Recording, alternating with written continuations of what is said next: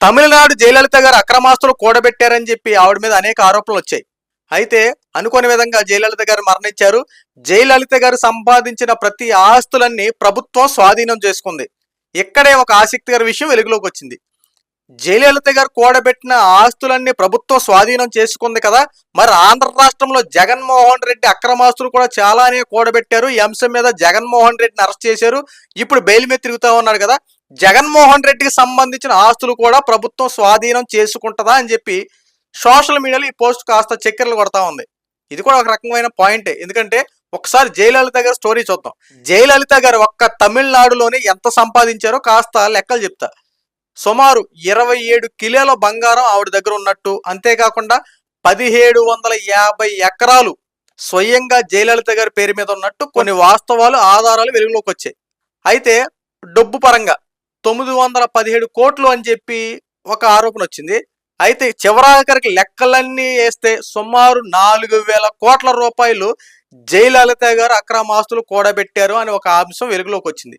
అయితే ఈ 4000 కోట్లకు సంబంధించి ఏవైతే భూములు ఉన్నాయో, ఏవైతే బంగారం ఉన్నాయో మొత్తానికి సంబంధించి ఈ ఆస్తులన్నీ ఇప్పుడు ప్రభుత్వం స్వాధీనం చేసుకుంది. తమిళనాడు సంబంధించిన ప్రభుత్వం స్వాధీనం చేసుకుంది.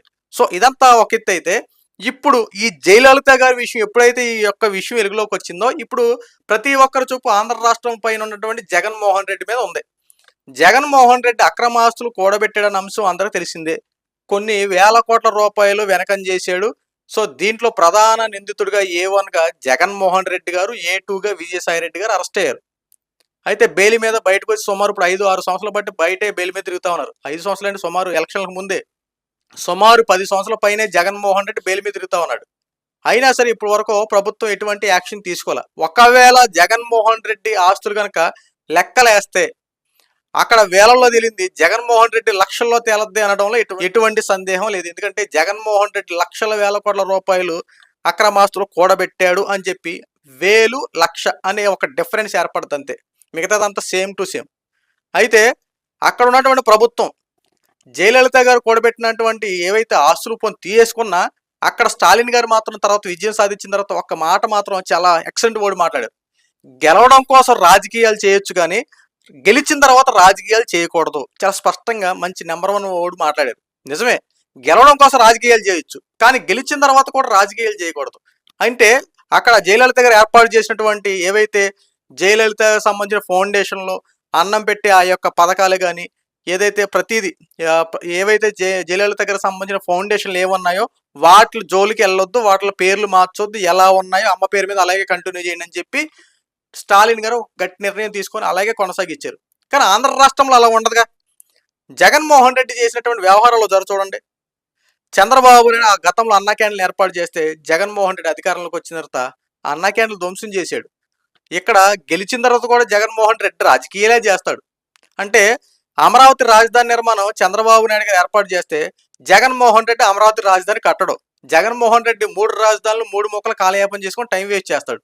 పోలవరం సగం పూర్తి చేసి చంద్రబాబు నాయుడు గారు చేస్తే దాన్ని మిగిలిన పని జగన్మోహన్ రెడ్డి పూర్తి చేస్తే చంద్రబాబు ఎక్కడ పేరు వచ్చేదని చెప్పి పోలవరం పక్కన పెట్టేసినట్టు ఘనత జగన్మోహన్ రెడ్డిది. సో ఇలాగా జగన్మోహన్ రెడ్డి అంత రాజకీయం అంతా వేరే లెవెల్లో ఉంటుంది.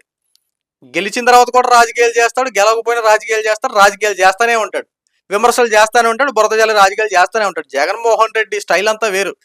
సూపర్ స్టార్ రజనీకాంత్ గారు నరసింహ సినిమాలో ఒక డైలాగ్ ఉంటుంది, నా దారి రహదారి, better don't coming my way అని చెప్పి అంటారు. సో జగన్మోహన్ రెడ్డి దారి కూడా అదే, నా దారి రహదారి, నా దారిలోకి ఎవరు రావద్దు, నాదంతా డిఫరెంట్ అని చెప్పి జగన్మోహన్ రెడ్డి చెప్తా ఉంటాడు.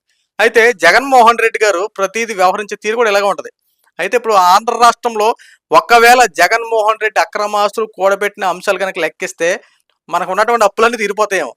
అయినా ప్రభుత్వం ఎందుకు ఇలా ఇంకా లేట్ చేస్తుందో కాస్త ప్రభుత్వం కూడా, ఎందుకంటే ఆరోపణలు ఎదుర్కొందా సుమారు 20 సంవత్సరాల క్రితమా, సుమారు 15 సంవత్సరాల క్రితం ఆరోపణలు వచ్చినాయి, దాని మీద అరెస్ట్ చేశారా? ఇప్పటి వరకు అక్రమాస్తులు కూడబెట్టిన దానికి ఒక కంక్లూజన్ రాకుండా, దాని మీద ఇంకా ఎంక్వైరీలు జరగకుండా ఏం చేద్దామని అసలు ఆంధ్ర రాష్ట్రంలో సామాన్యుడి మీద అయితే ఇరుచుకు పడిపోతారే. ఏ చిన్న తప్పు చేసినా సరే ఇంత స్థాయిలో, పెద్ద స్థాయిలో చర్చలు సమావేశాలు పెట్టి ఇన్ని తీర్పులు తీర్చేస్తారే. మరి ఒక రాజకీయ నాయకుడు సుమారు 15 సంవత్సరాలు బట్టి బెయిల్ మీద తిరుగుతూ ఉంటూ కనీసం ఆ కేసు మీద ఇప్పటివరకు దర్యాప్తులు చేయకపోతే ఎలాగా? ఒకవేళ నిజంగా జగన్మోహన్ రెడ్డి కనుక కేసులు అన్ని దర్యాప్తు చేసి అక్రమాస్తులు కూడబెట్టిన వెలికితీసి దాని మీద సంబంధించిన వ్యవహారాలు కనుక చేస్తే ఖచ్చితంగా ఆంధ్ర రాష్ట్రంలో అప్పు అనేది ఉండదు కదా. ఏదైతే జగన్మోహన్ రెడ్డి అక్రమాస్తులు కూడబెట్టిన ప్రతి రూపాయిని ప్రభుత్వం స్వాధీనం చేసుకుని ఆ రూపాయినంతా ఏవైతే అప్పులు చేసినా జగన్మోహన్ రెడ్డి గతంలో 14 లక్షల కోట్ల రూపాయలు అన్నారు కదా, అప్పులను తీర్చేసి ఏదైతే పథకాలు ఇవ్వాలనుకుంటారో ఆ పథకాలు కానీ పెట్టేస్తే చక్కగా ఆంధ్ర రాష్ట్రం సుఖ సంతోషాలతో ముందు కొనసాగుద్ది కదా. ఒక మార్గం అనేది ఉంది కదా. మరి దీన్ని ఎందుకు యూజ్ చేయరు? అప్పులు తేపాల్సినంత పని ఏంటి? కేంద్రం దగ్గర నుంచి అప్పులు తెచ్చి ఆ అప్పులన్నీ మళ్ళీ ప్రజల మీద వేసి మళ్ళీ ట్యాక్సుల రూపాయల దగ్గర నుండి మా మీద వసూలు చేయడం కన్నా జగన్మోహన్ రెడ్డి అవినీతి చేసినటువంటి ప్రతి సొమ్ముని వెలికి తీసి అప్పులు తీర్చేసి అప్పులతో మిగిలిన డబ్బులతో పథకాలు ఇలాంటివి చేస్తే చాలా మంచిది కదా. ఎందుకంటే జగన్మోహన్ రెడ్డి దగ్గర 100 కోట్లు 200 కోట్లు కాదు కదా ఉండేది, లక్షల కోట్లు ఉంటాయి కదా. 1,00,000 కోట్లు ఉన్నాయనుకోండి, సగం అప్పు తీరిపోయినట్టే కదా. మరి అవన్నీ ఎంక్వైరీ చేస్తే జగన్మోహన్ రెడ్డి చేసిన ప్రతి అవినీతి బయటకు వస్తుందిగా. మరి ఇది ఎందుకు చేయలేకపోతున్నారు? ఈ రోజున ప్రభుత్వాలు కూడా మారాలి సార్. ఎందుకంటే సుమారు 1 నెల 2 నెలలు కాదు కదా, 15 సంవత్సరాల పైనే జగన్మోహన్ రెడ్డి అక్రమాస్తులు కూడబెట్టాడని చెప్పి అరెస్ట్ అయినటువంటి సంఘటనల్ని ఈ రోజు కూడా ఎంక్వైరీ చేయకపోతే ఎలాగా? ఎక్కడ 2019 ఎలక్షన్లో ఆ పైగా జగన్మోహన్ రెడ్డి చంద్రబాబు నాయుడు గారు ముఖ్యమంత్రి ఉన్న టైంలో అరెస్ట్ అయ్యాడు. అంటే 2013, 14 ఆ టైంలో. ఇప్పుడు 2024 సంవత్సరాలు వచ్చింది, 25 సంవత్సరంలోకి వచ్చేసాం. 25 సంవత్సరాలు వచ్చే దగ్గర 25 సంవత్సరాల దగ్గరకు వచ్చేదాకా ఇప్పటి వరకు జగన్మోహన్ రెడ్డి ఈ యొక్క అవినీతి ఆరోపణలు ఎదుర్కొంటున్నటువంటి జగన్మోహన్ రెడ్డి మీద ఎందుకు ఇంకా యాక్షన్ తీసుకోలేకపోతున్నారు? ఇవి కదా ఆంధ్ర రాష్ట్రంలో వెనకబడింది అంటానికి ఉదాహరణలో. వాస్తవాలు తెలుసుకోవాలి కదా. అక్కడ జయలలిత గారికి సంబంధించిన ఆస్తులన్నీ కూడబెట్టి ప్రభుత్వం స్వాధీనం చేసుకుంది.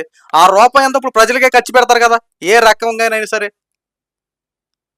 కొన్ని వేల కోట్ల 4,000 కోట్ల రూపాయలు అంటే మామూలు విషయం కాదుగా. పోనీ ప్రభుత్వం చెప్పినట్టు అంచనా ఏదో ఒక రూపాయి ఏదో ఒక పథకానికైనా ఉపయోగించవచ్చు కదా.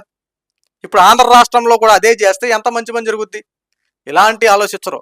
ఏదో ఒకటి చేయాలి, అదానాలి ఇదానాలి తప్ప ఇలాగే జరిగిపోతుంది తప్ప అనుకున్న పనులు జరగాలి చేయాలనుకుంటే కాస్త ప్రభుత్వం కూడా ముందడిగేయాలి. ఇక్కడ రాజకీయాలకు లోబడి అక్కడ విభేదాలు వచ్చేస్తే జగన్మోహన్ రెడ్డి అరెస్ట్ చేస్తే మళ్ళీ వ్యతిరేకం పెరిగిపోద్ది. అయ్యాంటి ఇక్కడ కుదరకూడదు. ఖచ్చితంగా తప్పు చేసిన వాడిని శిక్షిస్తానన్నటువంటి ఏ విధంగా అయితే ఉందో అలాంటి విధానాన్ని కూడా జగన్మోహన్ రెడ్డి కూడా వర్తింపజేయాలి. ఇన్ని వేల కోట్ల రూపాయలు అప్పులు చేసినటువంటి జగన్మోహన్ రెడ్డిని ఖచ్చితంగా అతని అక్రమాసులు అన్ని లెక్కబెట్టి అవన్నీ ప్రభుత్వం స్వాధీనం చేసుకుని ప్రతి అప్పులు ప్రభుత్వం తీర్చితే అసలు ఆంధ్ర రాష్ట్రంలో అప్పు అనేది కనపడదు. సో ఇప్పటికైనా ప్రభుత్వం కాస్త కళ్ళు తెరిచి ఈ జగన్మోహన్ రెడ్డి అక్రమాసులన్నింటిని వెలికి తీసి ఏదైతే జయలలిత గారి విషయంలో జరిగినటువంటి ఈ యొక్క విధానం ఉందో ఆంధ్ర రాష్ట్రంలో జగన్మోహన్ రెడ్డి విధానంలో కూడా జరిగితే ఆంధ్ర రాష్ట్రంలో అప్పు అనేది ఉండదు. దయచేసి ఇప్పటికైనా కూటమి ప్రభుత్వం జగన్మోహన్ రెడ్డి యొక్క ఈ అవినీతి చట్టాలన్నీ తొందరలో వెరిఫికేషన్ చేసి సంబంధిత విషయాల మీద న్యాయం చేసి జగన్మోహన్ రెడ్డిని జైలుకి పంపుతారో లేదంటే శిక్ష విధించి తగ్గించి లేదంటే బయట కూర్చోబెడతారో తర్వాత విషయం. కానీ జగన్మోహన్ రెడ్డి ఆస్తులు మాత్రం స్వాధీనం చేసుకొని ఆంధ్ర రాష్ట్రంలో అప్పులని తీర్చండి సార్. ప్రజల మీద భారం మాత్రం ఏమాకండి. ఎందుకంటే మీరు అప్పులు తెస్తారు, ఆ అప్పులన్నీ ప్రజల మీద వేస్తారు, మళ్ళీ అప్పులు తీర్చేపాటికి తల ప్రాణం తోక్కొచ్చినట్టు ప్రాణం పోతున్నాయి. ఎందుకంటే ఏదో ఆ ట్యాక్స్లని ఈ ట్యాక్స్లు అవని ఇవని చెప్పి ప్రతిదీ ప్రజల మీద నెత్తి మీద రుద్దుతున్నారు కదా. నిత్యావసర రేట్ల ధరలు పెరిగిపోతా ఉన్నాయి. సో ఇట్లన్నిటిని దృష్టిలో పెట్టుకుని ఈ విధంగా జగన్మోహన్ రెడ్డి మీద ఎంక్వైరీ చేస్తే చాలా బెస్ట్. సో ఈ వీడియో మీకు నచ్చితే లైక్ చేయండి, షేర్ చేయండి. ఇలాంటి మరిన్ని అప్డేట్స్ కోసం మన ఛానల్ సబ్స్క్రైబ్ చేసుకోండి. Thank you.